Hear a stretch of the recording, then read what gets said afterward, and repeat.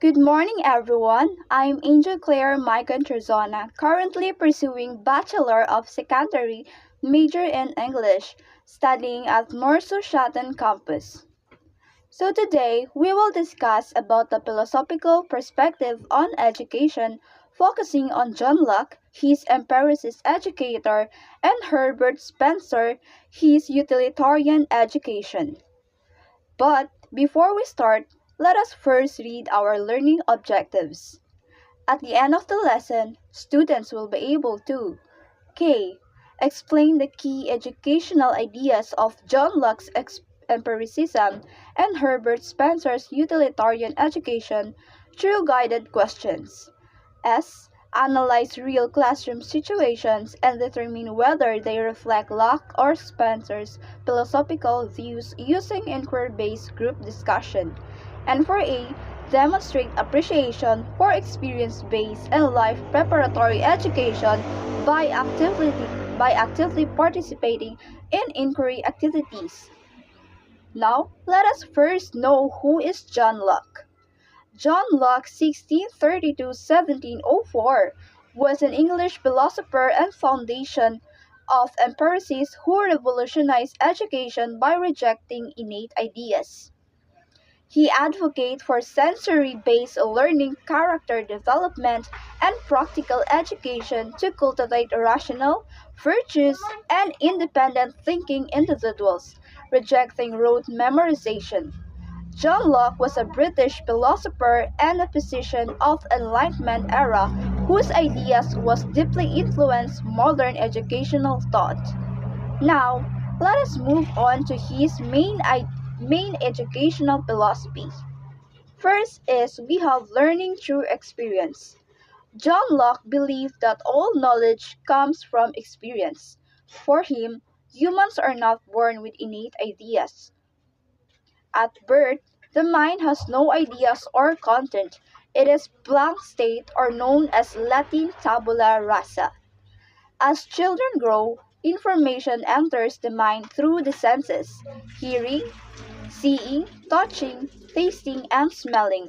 This process is called sensation. Now let us discuss what is tabula rasa. Tabula rasa is the road for experience in shaping knowledge. The Latin term tabula rasa literally means blank state. Lockean empiricism holds that newborns do not have pre-existing ideas. All ideas and knowledge come from experiences, directly through senses and indirectly through reflection on sensory input. Locke argued against the notion of innate ideas. He also emphasized that guiding the information of correct associations between ideas early in life, because early ideas strongly influence later thinking. Third one is the role of the teacher.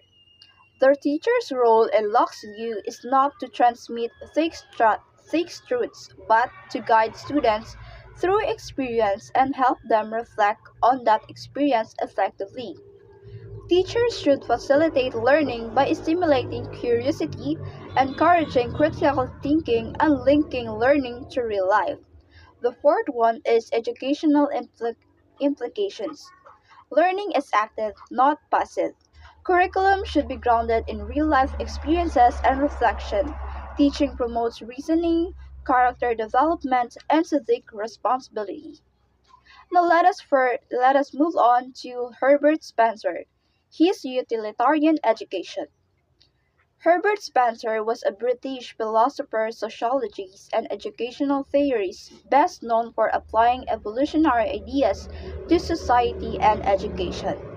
While Spencer is often linked with social Darwinism, his educational thought focuses on the utility of knowledge for life rather than justification of inequality.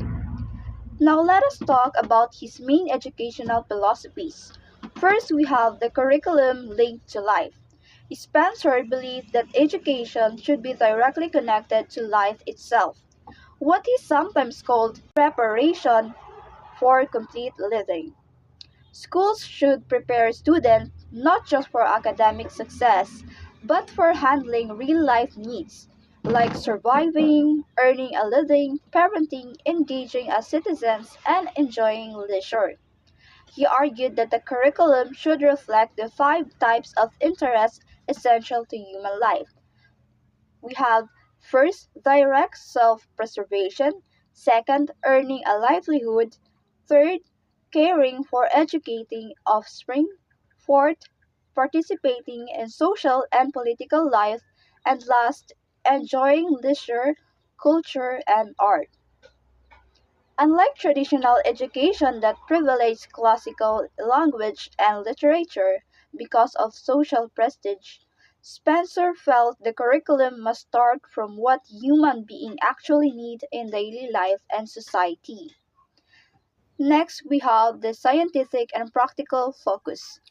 Spencer's view of education was deeply practical and scientific, grounded in the belief that education should develop thinking and reasoning as tools for action.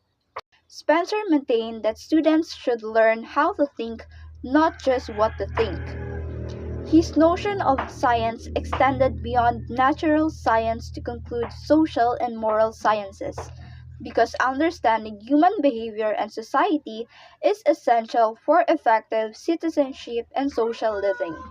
For the third one, we have the role of the teacher. Teachers should act as a facilitator or practical learning, connecting the theoretical knowledge to real tasks. They help learners apply knowledge in real world situations rather than focus only on memorization. The fourth one is educational implications. Emphasis on vocational and professional preparations, curriculum design according to contribution to human survival, progress, and societal development. And that ends our discussion. Thank you for listening and watching.